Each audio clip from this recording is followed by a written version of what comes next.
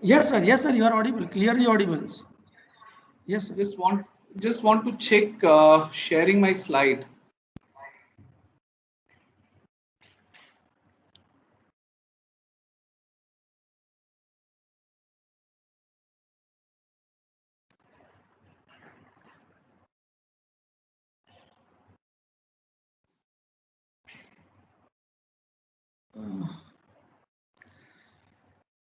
Sir, before we start your presentation, sir, just let me introduce, give a brief introduction to our participants. Okay. So, dear participants, today we have us with very that is Professor Dr. S. Sridip from IIT Guwahati. He is a professor of a geotechnical engineering division. He did his PhD and MTech from IIT Bombay and BTech from Calicut University. His research interests include behavioral studies of unsaturated geomaterials, hazardous waste management, utilization of waste materials, and biogeotechnology. He has published more than 170 technical papers in a very referred and reputed journals and international proceedings. He is also the recipient of Samsher Prakash Research Award for Geotechnical Engineering in 2014. Sir, may I now request you to please have your session, sir. Yeah, thank you, Dr. Shah. I just want to see whether my slide is getting visible. Just let me share it. I'm audible? Is it visible? Yes, yes, sir. Okay. Let me. Is it all right? It's in slideshow mode now? Not yet, sir. Maybe it will take some time. Okay, okay.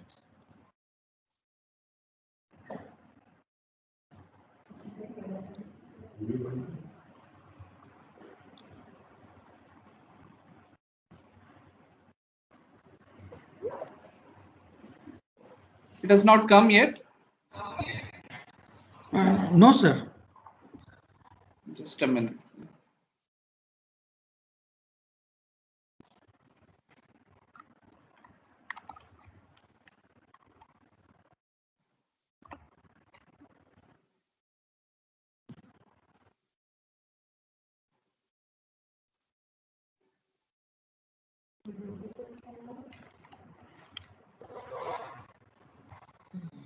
Yes.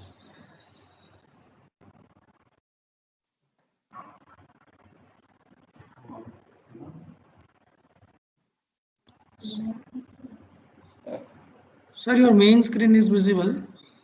Not the PPT? No, PPT is also visible, but it is not in a slideshow mode. Okay, I have made it to slideshow. Is it changing now?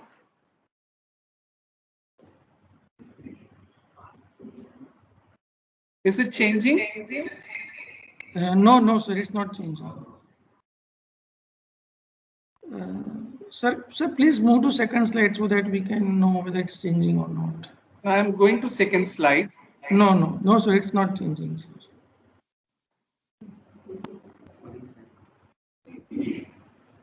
Sir, please reshare. So I think that problem will be resolved, sir. Sorry?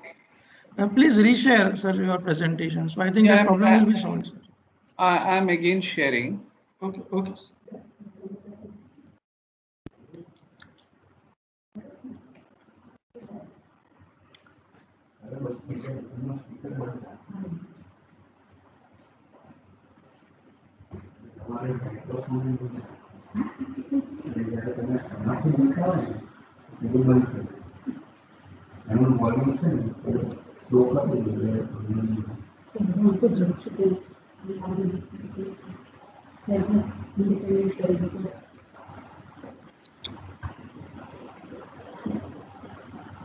Just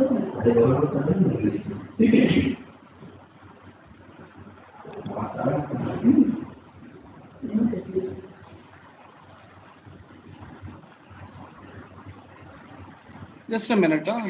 Yeah, sir. Please take your time. Sir.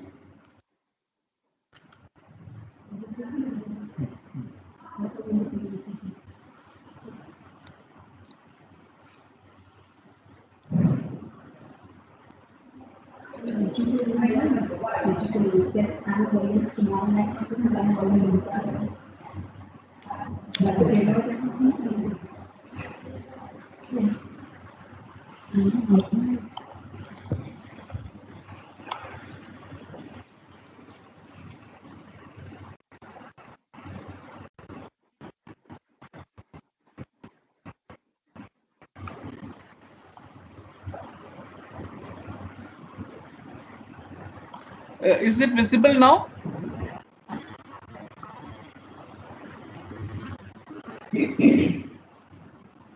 Dr. Shah?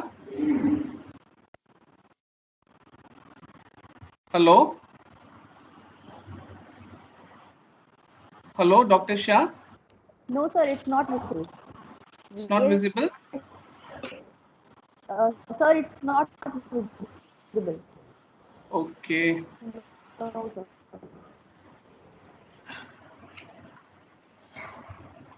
Okay, I'm just joining again. I'm just leaving and joining again, okay?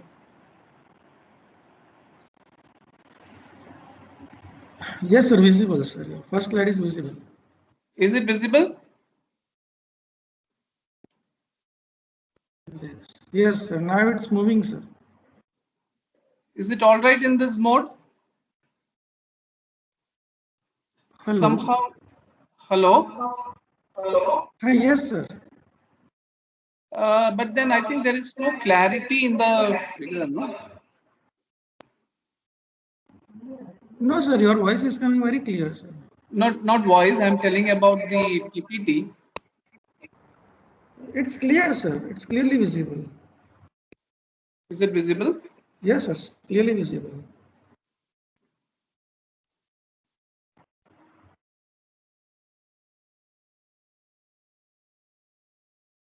Okay, just a minute.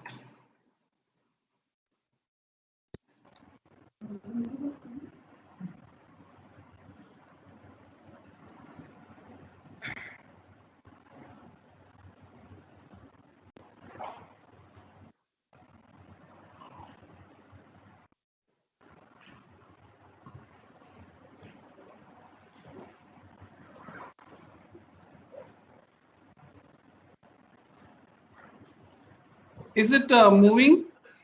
No, sir. No. I think there is some. No, yeah. Now it's moving, sir. Now it's moving. Sir. It is moving? Yes, sir. So the moment I make it to slide share mode, it is having some problem. Let me try once again. Huh? Just sure, check. Sir. Sure, sir. Now I have made it to slide share mode. Is it appearing? No, sir. It's not appearing. So that is there is some problem in the when I go to slide share mode. Shall I do it without slide share? Is it visible properly? Yes, sir. It's visible, sir. No issue, sir. Oh, okay. The slides are clearly visible, sir. Okay, let me then try with. Yes, sir.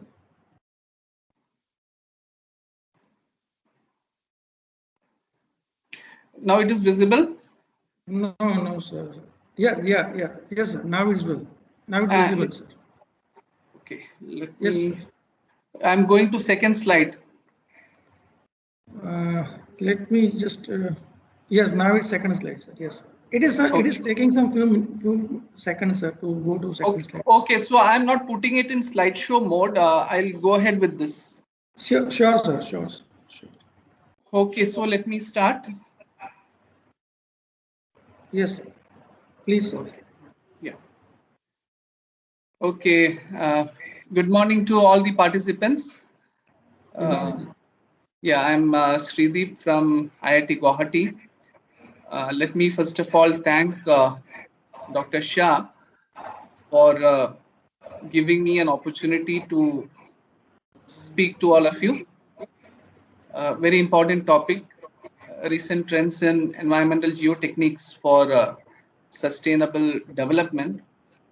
The concept of sustainability has attracted us quite a lot in the last few decades. So one particular aspect which all of us are concerned now is about how to manage waste. And these days, wastes are considered to be byproducts or even a resourceful material. And the way you utilize the waste adds a lot to sustainability as also. Sustainability in the sense, Dr. Shah is okay? Yes, sir, clearly clear. It's very clear, sir. Your voice is also very clear. Sir. So sustainability in the sense, you are making use of a material to its fullest. So that is where sustainability can be thought of in different manner.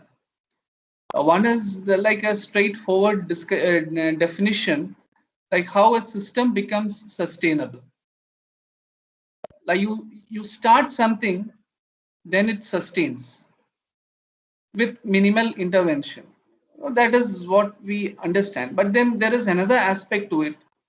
You have a product in place, then you try to extract the utility of that material to its fullest. In that manner also, one can say that you're making it more sustainable.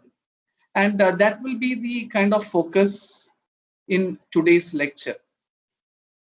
We have been listening to the concept of 3 Rs quite a lot. 3 Rs means to reuse, no, to start with reduce, like you minimize the amount of waste produced. In certain cases, this is very much possible, but you can say that process wise, you cannot have much control on this. So waste gets generated in abundant quantities. Then we have reuse.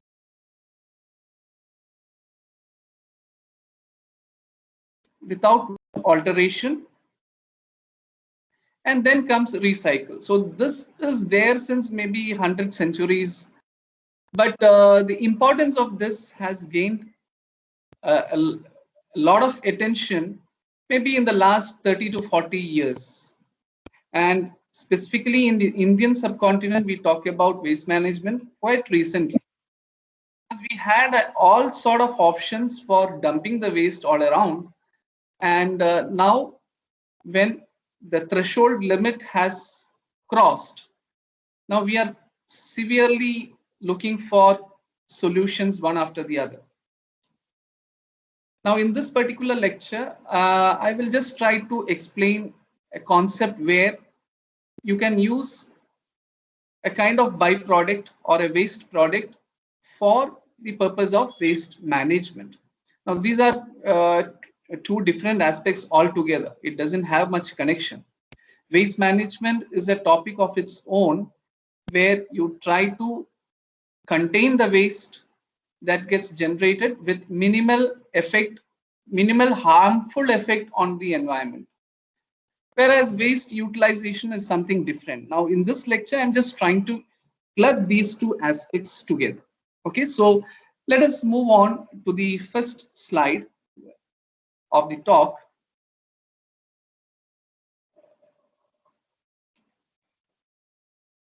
Okay, so can you see my mouse moving, Dr. Shah?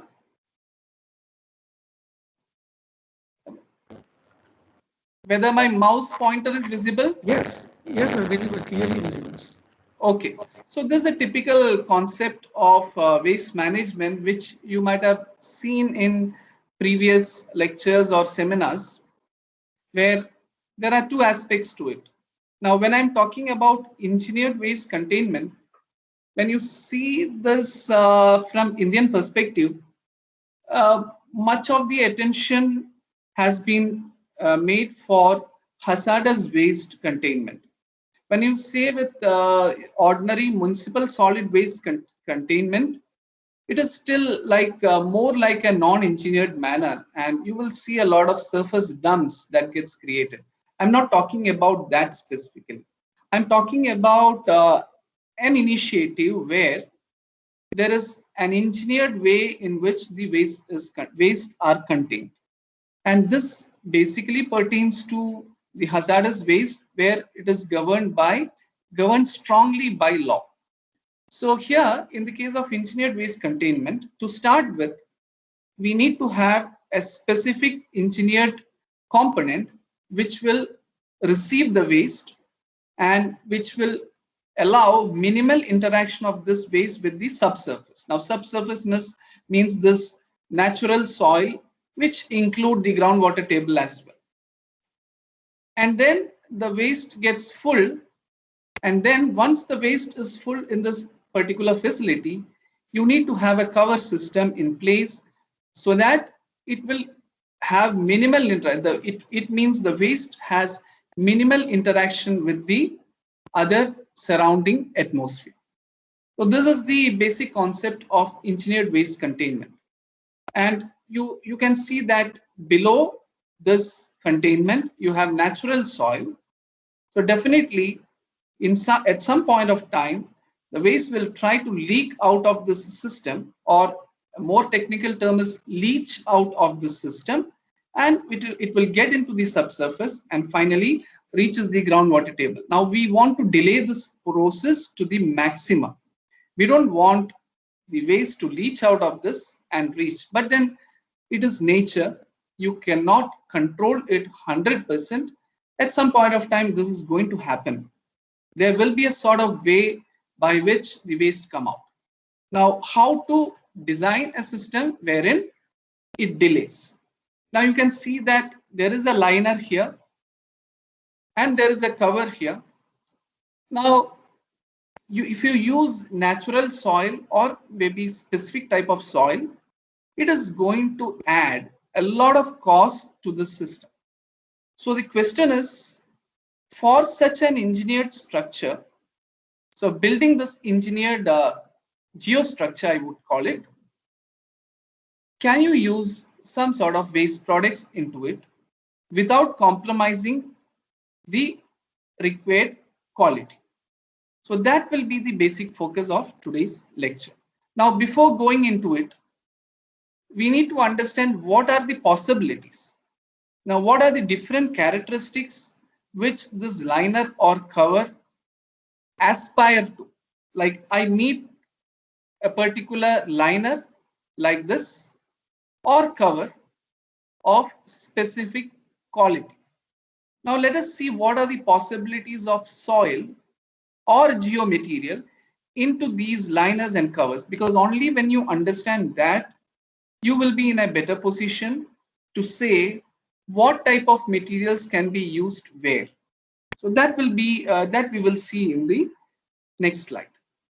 So the role of soil, I can say that this is in general a geomaterial. I will not tag it as soil. Role of geomaterial in engineered waste management. So there are different components. Let's start from the top. Like, you imagine that the waste containment facility is now full and it has to be covered.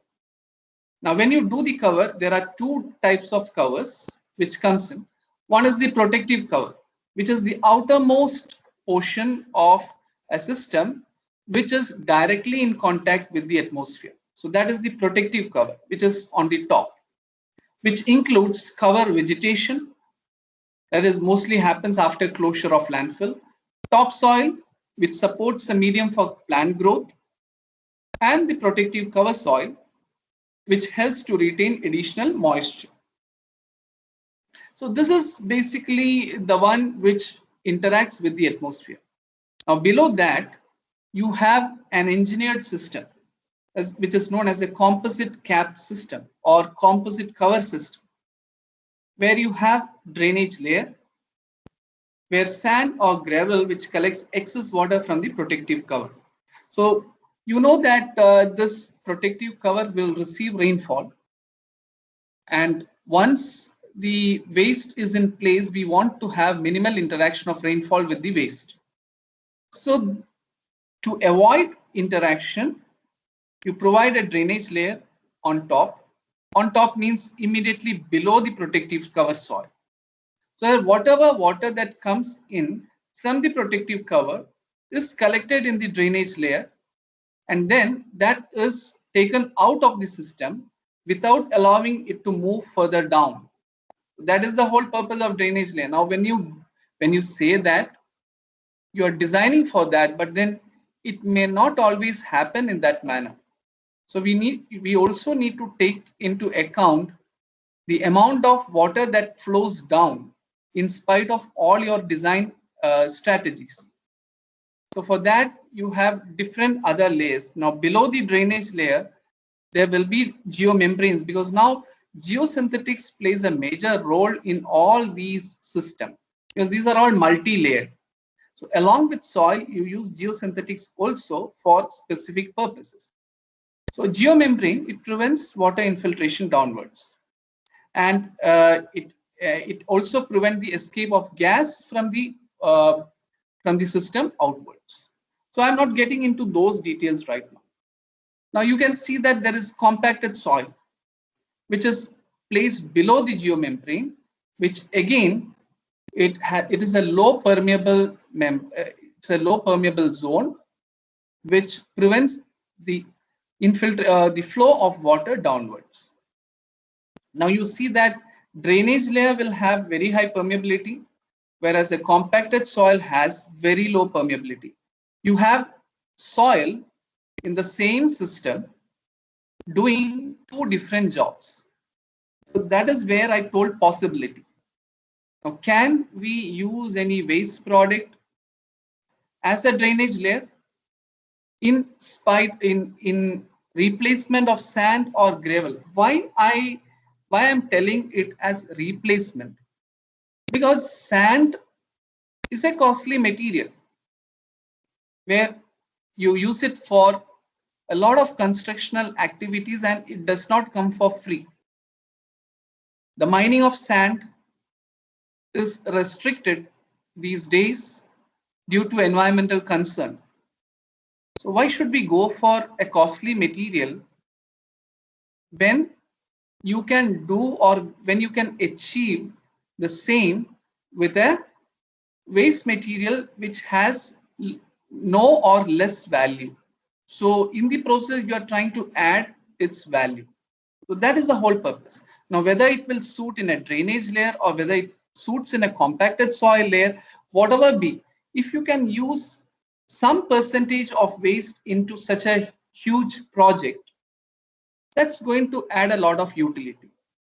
So going further, you have a working landfill where the waste is placed.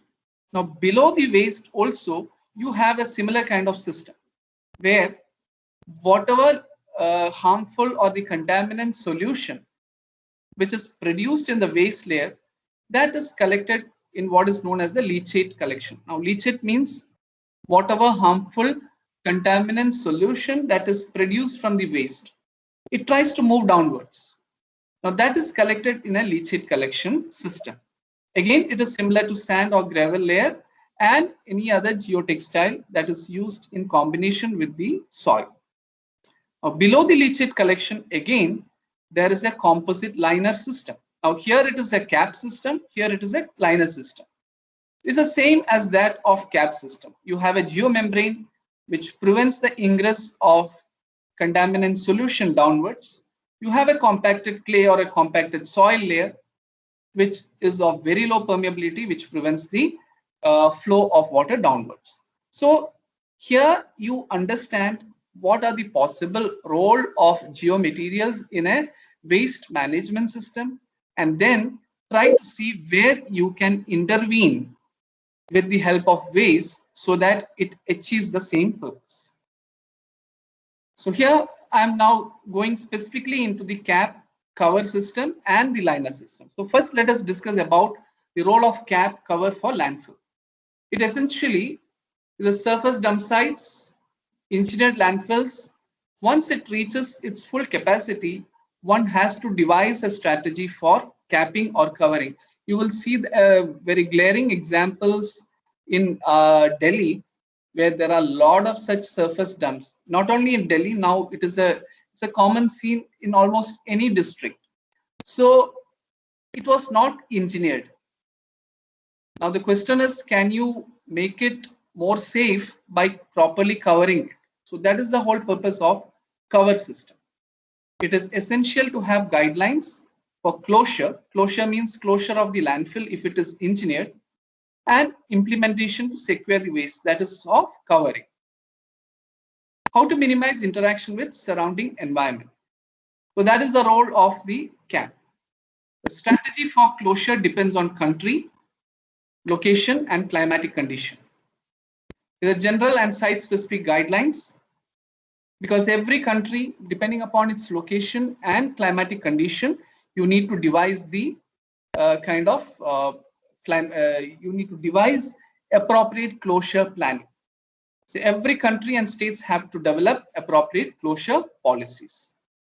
The purposes of multi-layered cover system: to minimize water percolation, to protect waste and liner below, to stop blowing of litter or dust, emission of foul gas, decrease potential of fire hazard, reduce proliferation of vectors and rodents.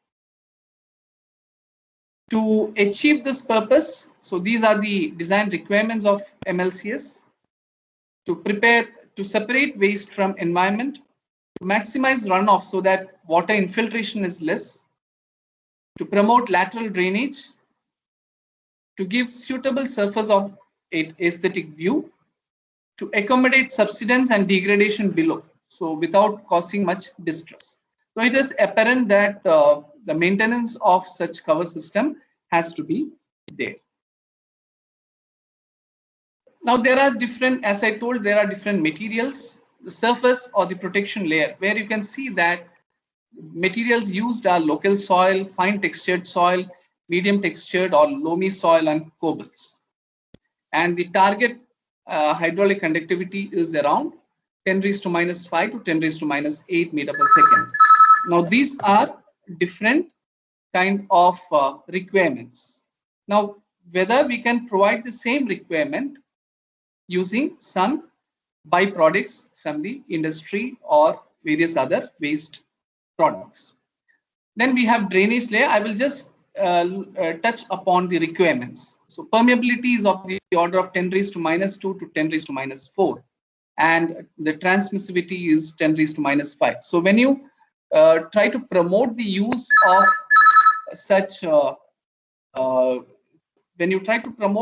of such waste materials, it has to acquire such important characteristics. So this is where what I told, you have surface layer, protection, drainage, hydraulic barrier, gas collection layer, and then waste disposal. This is about the surface layer. So whatever above is the multi-layered cover system.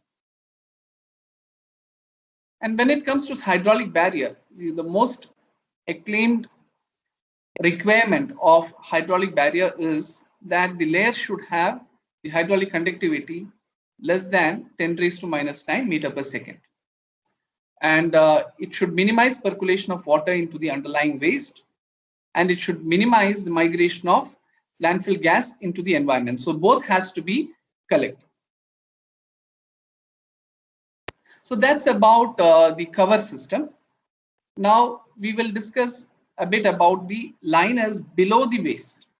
So it's a provision below the waste layer. It minimizes migration of leachate into the natural soil and groundwater. It delays the migration of harmful contaminants into the geo-environment. The material should be low permeable. Like we use a common material that is used is natural clays or bentonite. So the requirements are similar to hydraulic barrier that we discussed above. In addition, liners should retain contaminants in the leachate. So now Apart from the hydraulic barrier requirement with low permeability, now the liner which is placed below the waste, it should be capable of retaining contaminants as well. Delay the breakthrough of contaminants in groundwater. It should be capable of reacting with leachate and hold back the contaminants.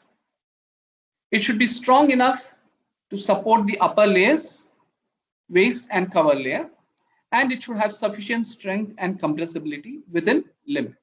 So even though strength and compressibility are not the primary requirements, the liners should have adequate value so that it can support the waste and the cover system which comes above. So that the primary requirement is still that of hydraulic conductivity, or like the permeability of the leachate, and supported by proper strength and compressibility. So what is generally used as hydraulic barriers and liners? Basically compacted natural clay, bentonite or bentonite soil mix. Essentially, the cohesionless material like sand is mixed with bentonite. Now, one can use bentonite because it's a very low permeable material, but it also comes with a cost. So if you can reduce the use of bentonite, it is going to reduce the cost of construction. Or a similar kind of natural clays which satisfy the criterion, which is available locally. Now, for hazardous waste management, if you use only bentonite, it is highly compressible material. Since it is highly compressible material, the issue is the strength is quite less. And when its strength is quite less, it has issue supporting the overlying layers. So its strength also need to be adequate. So that is why you need to add certain cohesionless material into it. It's a general practice to add sand. Why? Because sand is a relatively inert material. It is not going to interact too much with bentonites. So here you need to take a note that when you add sand to the mix, you are reducing the consumption of bentonite. That way the cost is saved, but sand is also not a free material. So hydraulic, chemical and hydrochemical characteristics are mandatory for establishing the utility of geomaterials. For hazardous waste management, liners are multi-layered, which we have already seen. Compacted clay liner is very important. So one may always ask, there are geosynthetics which are available with very refined and very superior quality, but then you are dealing with soils. So we never know like what will be the situation today and what will be the situation maybe 20 years later. How and in what manner the geosynthetics would behave. So always it is used as a multi-layered system where soil is also supporting such a system. So compacted clay liner is very important. Bentonite sand is a viable material for liner construction and which is very well established for hazardous waste management. So what are the current issues? Sand is a costly construction material. It is not available for free. Restricted availability making it less viable for liner construction. So you're doing it for waste management. Always there will be a compromise. So if there is lack of sand, then what next? To find a suitable replacement for sand. Now natural soil can be used provided it satisfies certain condition, but its high variability may be an issue. Now quality also becomes an important aspect of waste management. Industrial byproduct fly ash, being a cohesionless material, can be a suitable replacement for sand. Obviously, there are certain issues related to the use of fly ash because of its policy. That's also not available just freely. Why? Because if you're not near to the thermal power plant, then transportation is also a barrier. But that's a policy issue. Now, the first question is whether a useful material like sand can be replaced or not, whether fly ash can do its job or not. And that is the basic idea of this investigation. It is relatively homogeneous and abundantly available. Even though a lot of applications have been promoted in the last 30 to 40 years related to fly ash, and most of it being in the construction industry or the cement industry. And a lot of filling activities have been promoted now, essentially off late for mining applications, where abandoned mines have been used the fly ash have been used in abandoned mines for filling, but still there is a percentage of fly ash which is unutilized. Now, can we maximize its utility in various forms? So that is the question. So waste containment, it's a voluminous project. It would ensure mass utilization of fly ash and pond ash. If successful, this would partially solve storage issue associated with fly ash, ensure waste valorization and utility, promotes the concept of waste for waste management, and it reduces the material cost. So what are the questions which we need to address if we want to focus such utility? Whether thermal power byproduct fly ash will react with a reactive material like bentonite and produce undesirable effect. Whether the proposed fly ash bentonite mix would attain the hydraulic criteria which is set for liner and cover. Whether fly ash and bentonite are compatible materials. When you are mixing two materials together, it has to be compatible. Now, in the case of sand, this is not an issue because sand is an inert material mostly. So it's not going to do much in terms of reactivity. What is the long-term interaction of these materials and its impact on liner performance? Obviously, if it is reactive, then time comes into picture. Now, is it going to react and create undesirable effect with time? Whether it can achieve the required strength and compressibility characteristics.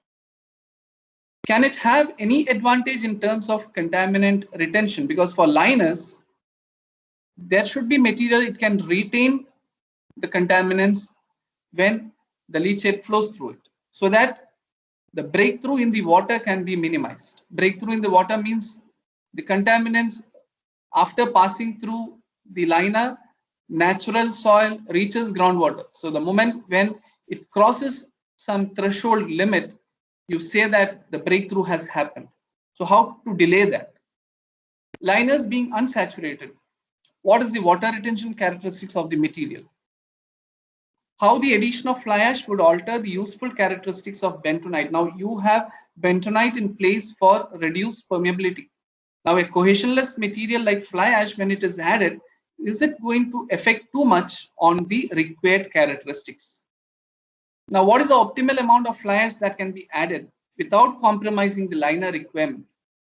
How the fly ash utility can be maximized in waste management project without compromising the requirement? So these are some of the questions that has prompted us to do this particular work.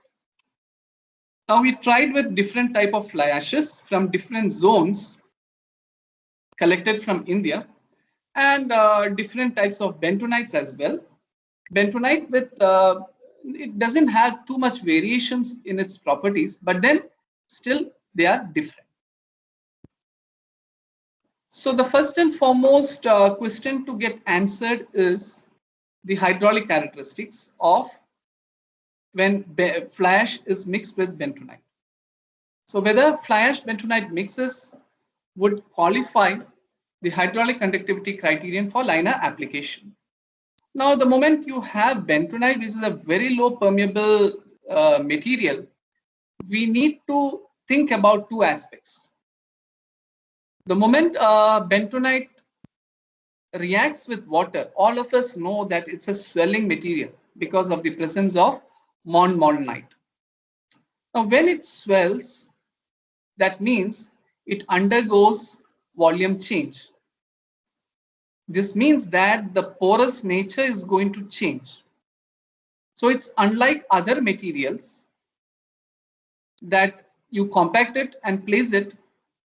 So more or less you can consider that the porous nature or the porosity or the void ratio or the pore distribution is not going to change much. But this is not the case with the in the case of bentonite. The moment it interacts with water, it starts swelling. If that is the case, then with time you can presume or you can very well anticipate that there will be changes in permeability. It's not going to be constant. It can be relatively constant because if you are able to restrict its volume change. Now the same thing is applicable for mixes as well, because bentonite is there. So the question of restricted swelling and its impact on permeability comes into picture. So definitely we need to investigate those aspects, and that's the reason why we have tried to fabricate a particular setup for doing these experiments. The only modification is you can make the soil restricted or unrestricted using this particular assembly. Like you can screw it and you don't allow the soil to swell too much during its interaction. But when I say that it's not allowed to swell, it doesn't mean that it's not swelling. There is a limited amount of swelling that happens, which will change the pore structure because it is restricted. So restriction, so now you imagine the same situation in the field. When bentonite are used in the liners, you have overlying waste and the cover system, which acts as overburden. Now this overburden pressure is going to have a varying degree of restriction on the swelling of compacted bentonite. So these aspects need to be determined, and it is not a straightforward determination of hydraulic conductivity. So that is what we have tried to do in this. The determination of hydraulic conductivity, the restricted saturated hydraulic conductivity case, and we have the value which is already set out by United States Environmental Protection Agency, which says that the material that need to be used should have less than 10⁻⁹ meter per second. Now this is what I told. I told that bentonite is going to change when it interacts because of swelling, when it interacts with water. So there are two bounds. One is the worst possible situation, and one is the best possible situation. Now, to investigate that, we have created two situations. One is restricted swelling, where it is compacted and the volume is restricted by this screw arrangement.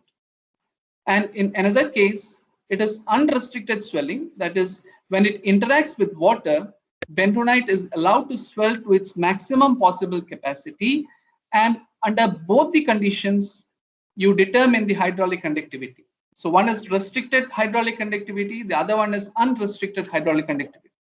And to our understanding, we believe that this will give the two extremes of the possible hydraulic conductivity for bentonite and its mixes. So this was the logic. Then obviously the time comes into picture. With time, what happens? So what we have done is we have tried to test the bentonite. First we tried with bentonite, and when we measured the hydraulic conductivity for extended duration of time to see what happens. So we are reporting the value up to around 75 to 80 days of continuous monitoring of hydraulic conductivity, because this will take into account the interaction of bentonite with water, the diffuse double layer formation, and it reaches to an equilibrium condition for the compacted state we have given. As I told, we have tried with both. One is restricted and the other one is unrestricted. You can see that there is a difference, but when you talk about in terms of e raised to minus 12, e raised to minus 11, we still, it is better because the permeability of bentonite is too less and it is much less than 10 raised to minus 9, what is the actual requirement. But the case of restricted and unrestricted, it do induce some difference, but then it is not very serious. So only when it goes beyond 10 raised to minus 9, we have problems, but now it is still well within the limit. And this is the kind of permeability understanding for only fly ash. We have used two different fly ash for comparison. FFA refers to a class F fly ash, and NFA, which is collected from Neyveli Lignite Corporation, which is a class C fly ash. We have chosen these two to understand how the class of fly ash impacts our finding. Now we have done the long-term permeability measurement even for fly ash. Now you need to see that there is a certain amount of time for kind of equilibrium permeability. Now this aspect we never investigate in our routine investigation. We never do long-term studies for permeability determination. We just check whether saturation has been done or not. Now, let me make it clear that even these portions, they are supposed to be saturated. Why? Because we get very close readings for permeability even here as well. When I consider time close to 0, like immediately after compaction. But as you keep it more and more and you determine the permeability with time, you see that there is sufficient differences that happens, and this is basically due to the internal adjustments. Now, one positive thing is for liner kind of applications, the permeability is reducing, and that is a good sign. But then the characterization that we do for permeability, it is not a constant value up to a certain number of days. So you can see that mostly the equilibrium value is attained after 10 days or maybe 25 days for NFA. So that means that time has got its role to play even for saturated hydraulic conductivity. Now this, the only answer is like the internal reactivity that happens in materials like fly ash. But then we tried with sand as well, which is supposed to be inert, but we saw that even in sand, even after full saturation, if you continue the experiments with time, you still note that difference. I'm telling this considering the evaporation effects that happens during these tests, because ultimately it all boils down to the variation in the water levels. Now this may have its impact due to evaporation as well, but then considering those, keeping evaporation minimal, I'm telling about these results. Now an important aspect is the fly ash alone will not satisfy the permeability criterion. You can see that it is more than 10 raised to minus 8, which is not satisfied. So it cannot be used on its own in liners. It can be used only in combination. So that is why we work with then bentonite fly ash mixes. We have tried with 30% replacement, 50% replacement, and 70% replacement of bentonite, and saw how it varies. Again, it was a long-term study. All these conditions for class F fly ash, it is very well within the limit. And the permeability is very close to the permeability of bentonite itself, even with 70% replacement. This is a compacted mix, mostly a restricted test. So it is well within the limit. Now the same was done with class C fly ash, where you anticipate more of calcium content. Now you can see that the class of fly ash do have its impact. So it's very apparent that you cannot use any fly ash just like that, because this may have undesirable effect. You can see that using 70% replacement of class C fly ash does not meet the ultimate criterion of permeability. So fly ash beyond a certain percentage does not satisfy the saturated hydraulic conductivity requirement.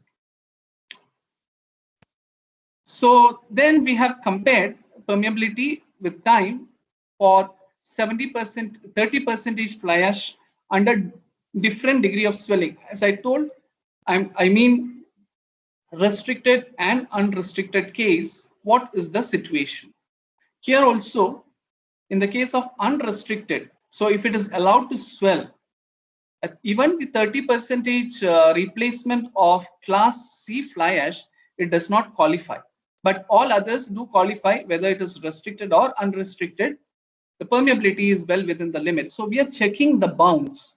What is the worst possible and what is the best possible condition? So you can see that for class C fly ash, one need to be careful just because of the presence of more calcium. So then we tried with, we need to now optimize like how much percentage of replacement. We see that 70% to some extent, but we need to make it sure like what kind of replacement we need to do. And we have tried with different compaction state as well, dry of OMC, OMC and wet of OMC. And it was found that more or less 60% of fly ash replacement can be done. Now, in literature, there are already some recommendation in hazardous waste containment. People have used up to 50% of replacement of sand. It's not fly ash, 50% of sand. Here, we understand that to be very specific, please note that this is in centimeter per second. That's why it's 10⁻⁻⁷. You can replace up to around 60% of fly ash. Now, our aim is not only to find out an optimal content, but also to maximize the utility without compromising the quality. So we find that it's around 60% replacement is very much possible. Now, these are some of the past studies which has evaluated the possible conditions of liner. So there's a very renowned study by David and Benson in 1990, which has evaluated the acceptable zone based on hydraulic conductivity. Now they found that this is basically the acceptable zone for different molding water contents. This is a compaction curve, and which zone is basically acceptable for liners. Mostly the compaction states are at the wet of optimum. I'm very sorry that most of these slides have animations, but because of this slideshow issue, I'm not able to get into those animation issue. I'm sorry for that. This is another kind of criteria which was put forth by David and Wu in 1993 based on water content and density criteria for liners. And there are different aspects which were considered: hydraulic conductivity, strength, and shrinkage. And an overall requirement has been identified as follows. So we have tried to follow a similar kind of classification scheme for our bentonite and fly ash, which is not reported at that point of time. So we did with hydraulic conductivity with different percentages of fly ash as well as UCS criteria. Now for strength, rather than cohesion, friction kind of, mostly it is talked in terms of UCS, and that's also not a very well established guideline.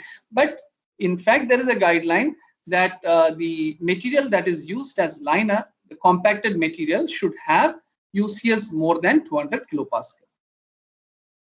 So with these two in mind, we try to work on that further and to identify an acceptable zone of compaction for bentonite fly ash mix based on both the criteria, saturated hydraulic conductivity and UCS.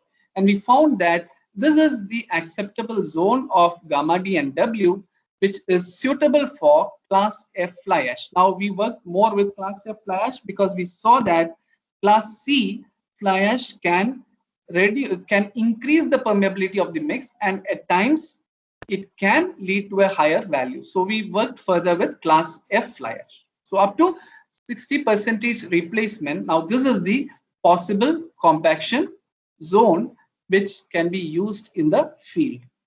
But let me make it very clear that these are all laboratory evaluations but not tested in the field.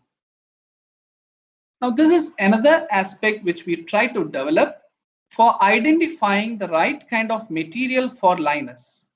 Now there was already a recommendation by Johns et al. Johns and others in 1995 for low plastic materials. But we know that for liners, we essentially need high plastic materials. So we try to rework on this criteria by doing some studies. We adopted saturated hydraulic conductivity and UCS, and also considered compressibility characteristics in terms of CC, that is compressibility index. And based on that, we came up with a low plastic zone, a reasonable zone, and a stringent zone.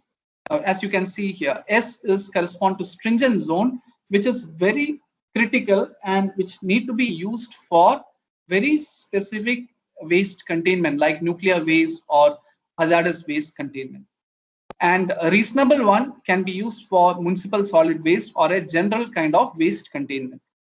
And H is the zone for specialized containment where we talk about high plastic. Now, why I call this as specialized containment? Because it adds to the cost. More high plastic material you need, that means it is quite apparent that you need to work with materials like bentonite, and that add to the cost. But then for certain important projects like deep geological repositories for nuclear waste, one need to use it. So here we complete the one very important aspect of permeability. Now for liners, we also need to discuss in terms of contaminant interaction. What happens when the leachate flows through? It can retain the harmful contaminants within it. So for that, we try to understand the contaminant retention characteristics of bentonite fly ash mixes. We see that the parent bentonite having high cation exchange capacity and specific surface area, it reaches the equilibrium adsorption within 5 minutes. It's a quick reaction. As per American Society of Testing and ASTM, they say that we need to conduct for around 16 to 24 hours for understanding the retention. But then for materials like bentonite, the reaction is quite fast, and the kinetics, you can see that this is a kinetic graph, it reaches within 5 minutes. And in fly ash, when you use it, happens between 120 to 230 minutes. Now class C fly ash, it exhibits higher retention and a faster equilibrium, maybe within 7 minutes, very comparable to that of bentonites. Now for bentonite fly ash and bentonite sand, we have used bentonite sand mixes also to see whether there is any kind of advantage when you use fly ash.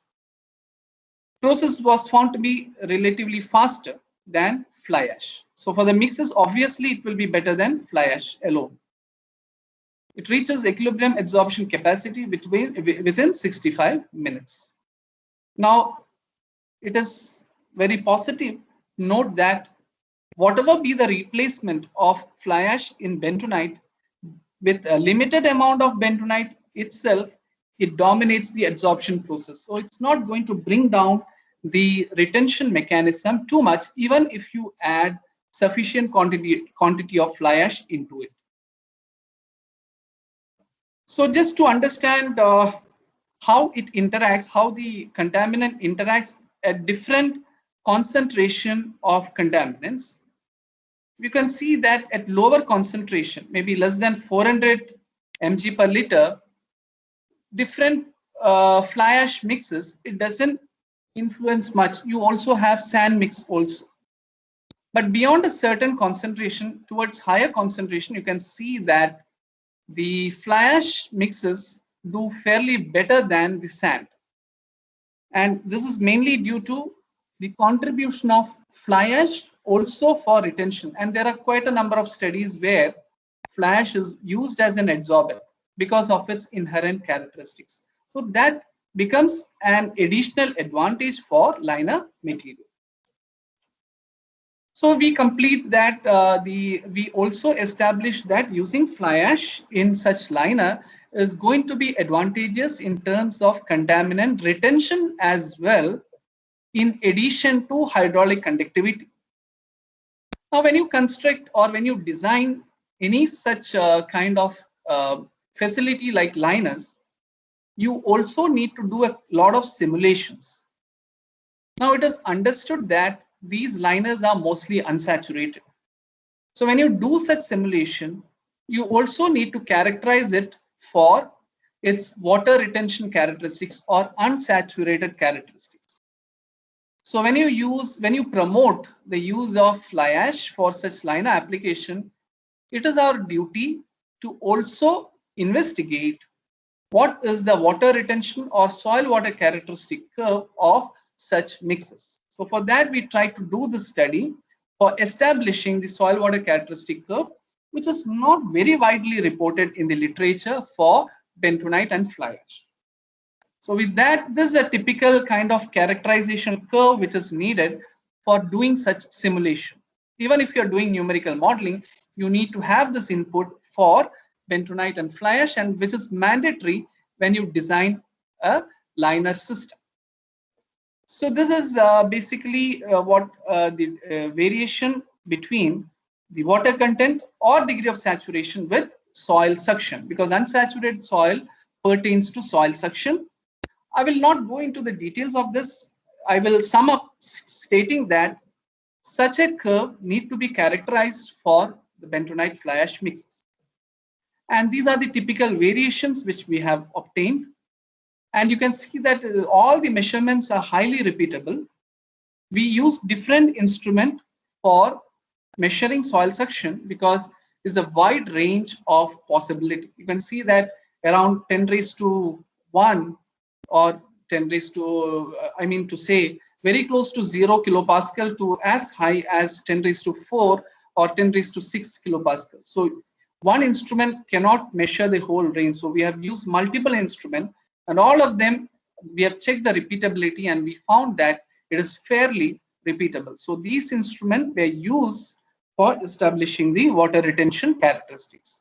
What I mean to say is that if anyone is pursuing such kind of research, these are some of the components which you can keep in mind.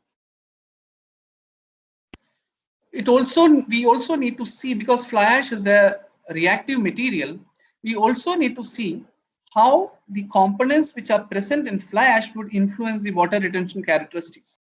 So what we did is we repeatedly washed the fly ash and then studied its water retention characteristics. You can see that for the fly ash which we have investigated, there is not much component influence of the basic elements that is present in the fly ash, because by 6th day or even more than that particular washing, you can see that the water retention behavior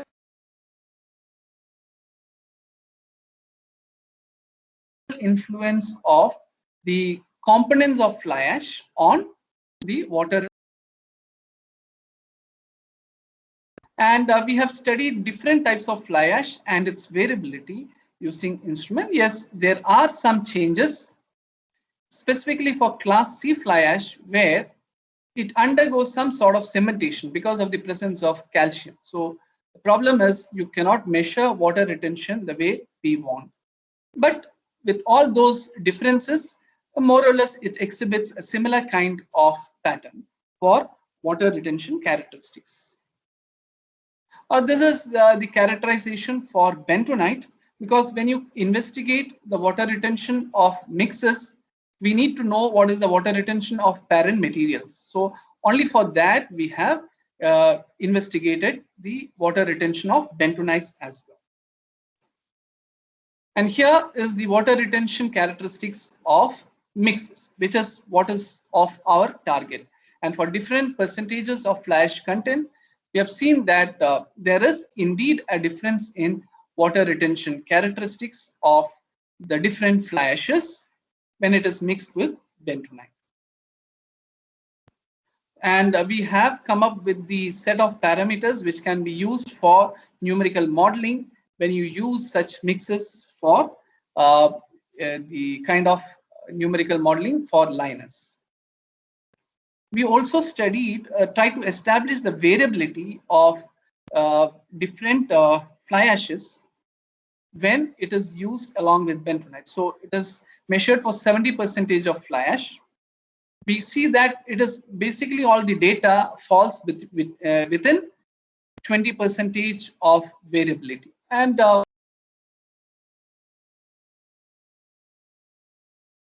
good amount. So different fly ashes that you use, it is going to induce a kind of 20% variability in the water retention characteristics. And we also try to, because we are mixing two different materials, the bentonite and fly ash, the manner in which the water interacts with these two also differs. So what we try to understand is, we try to calculate bentonite water content in fly ash bentonite mixes, or you need to make use of phase relationship for evolving what is the bentonite water content, and that is reported in the literature. And when we plot the water retention characteristics in terms of bentonite water content, what we see is that the kind of variability that we obtained considerably reduced. And what it means is that the water content that is associated with bentonite is still the deciding factor for water retention characteristics. The variability of fly ash and its percentage does not play a major role in the water retention characteristics of fly ash. Okay, so what we have done is we have discussed about three important aspects when you want to promote the use of fly ash in geo-environmental projects like liners and covers. Okay, so with that, let me summarize today's lecture. What is the summary and future direction? Alternate geo-environmental application of fly ash is proposed. That is the concept of using the byproduct for waste management. And this is a spatially, it's a high demand project. When you say landfills, it's a large area. So if fly ash can be used, it ensures mass utility. Now I have touched upon only for liners and hydraulic barriers, but fly ash can also be used as surface material as well. So that's also another important aspect. Now, fly ash bentonite compatibility has been ensured, but we need to keep in mind that we have investigated with water. So fly ash bentonite water interaction and its long-term influence is investigated, but we have not investigated what happens when the contaminant comes into picture. So that the long-term influence is not being investigated. Leaching of heavy metals from fly ash is a concern, but let me point out here that even if fly ash is disposed into a what do you say land for as a fly ash mound or as a pond ash, the same problem exists there as well, that there is a possibility of leaching out. But when the fly ash is used in combination with bentonite, there is an advantage because any possibility of leaching from fly ash also get immobilized because bentonite is present. So rather than disposing fly ash as fly ash, if it is in terms of mix, it is going to have an additional advantage. Now there are no pilot scale studies which has been conducted. So pilot scale studies to be conducted for proving the efficacy and aging related issues when you use it for such applications. Now commitment for waste valorization as useful geomaterials. Now I have touched upon fly ash here. Now this is applicable for any sort of industrial byproducts. which is adding a lot of pressure on geo environment. So wherever possible, in whatever manner, we can propagate the use of waste, or to be very specific, byproducts. That's going to be a lot of impact to the whole community. So the basic focus now forward and the future direction is how to find out of the box solutions for utilizing the byproducts in a more environmental friendly manner. Okay, so with that, let me wind up my talk. Thank you for your patient listening, and it's open for discussion. Thank you, sir. Thank you very much for your very deep, informative, and excellent presentation. Now the participants are requested to have an open discussion with sir.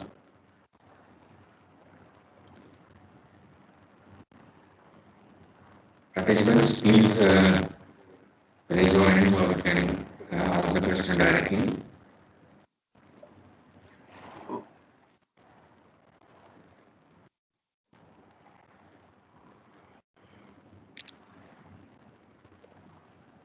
Yeah, hello. Please raise your Hello. hand. Yeah. Yes. Good afternoon, sir. Yeah, good afternoon. Uh, Sir, can we use the Pondas as same like flyers we use?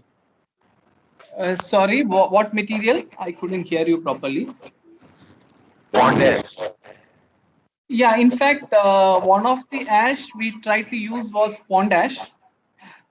We found that it is not significantly different. Only that class of fly ash had created a kind of significant difference. So one can always use pond ash as well, but with proper characterization.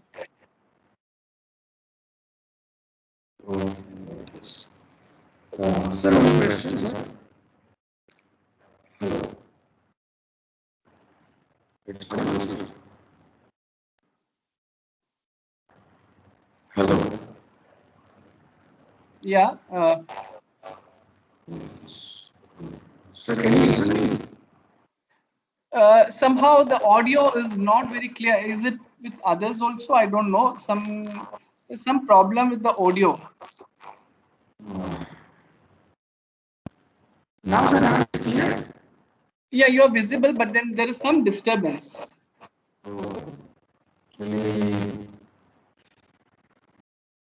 Actually, sir, my question is related to your slide number 26, in which you showed the comparison of contaminants, means effectiveness of your this flash liner with respect to contaminants. Okay. Sir, can you just brief there which type of contaminants? Okay. So we have used lead as the model contaminant because it's a heavy metal.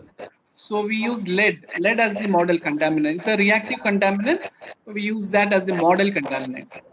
Okay. Because what you just now told that it will change its property with respect to the type of contaminants. So if I am working on heavy metals, I will first check the CNC capacity and effectiveness before I apply this model. Correct. Okay. Another thing, sir, that you have mentioned on using fly ash. It is basically so that fly ash is a ozonic material to a certain extent. But if I try to compare its particle size, it is mostly ranging from, let us say, 5 micron to nearly 300 microns, mostly. Mostly So, silty. yeah, mostly silty in condition. So it is because of the non-SSA characteristics of fly ash that are responsible for grabbing more contaminants when you are using bentonite. In fact, Because SSA of bentonite is quite large as compared to fly ash yes, soil. yes. In fact, So, fly ash alone is not going to give a very high retention capacity. But yes. what is of importance is that when you compare it with sand, it fares better. But most of the job is done by the bentonite itself. The contribution of fly ash to that extent is not that high, because the CEC of bentonite, as you rightly said, it is quite high as compared to fly ash. So in 2014, in 2014, we were working with some pharmaceutical waste in our LD college. Yes. At that time, we had used this GCL which was procured from Satco India Limited. Okay. Satco is a US-based Chinese company who is manufacturing plant at Bhuj in Gujarat. Okay. Our observation was that because it was a bentonite-based clay liner, that if a particular, let us say, at that time, our objective was also to check that type of pharmaceutical waste, not only means, not only was for the leachate purpose, but our secondary purpose, that whatever the element which we can leach out from that pharmaceutical waste can be further used for any filtration process or for any bulk stabilization process or in that sense means we were working in that way. So such type of studies are what I just from your experience what you can say they are fruitful. Correct. Yes. In fact, one important aspect which comes into picture is when you have such a different type of solutions, for example, pharmaceutical waste, how it is going to impact the property as such. So that is also an important aspect which need to be looked at.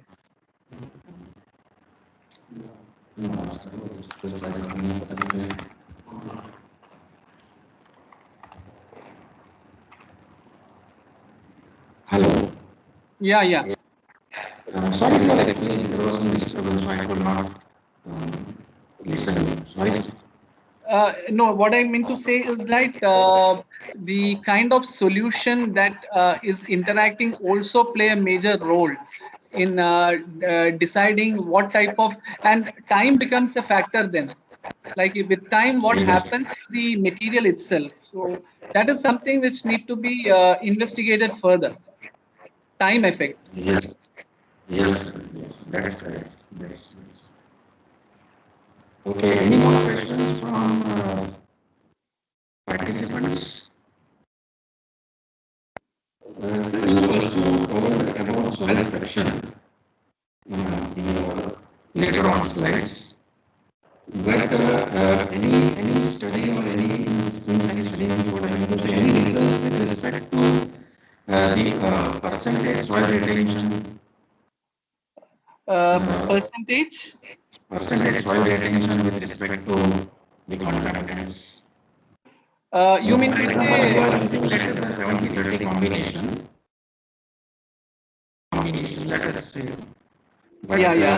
in that means, if I talk in terms of efficiency or let us say in terms of percentage, then what is the percentage role of soil retention? What retention? What retention? Soil retention, soil retention.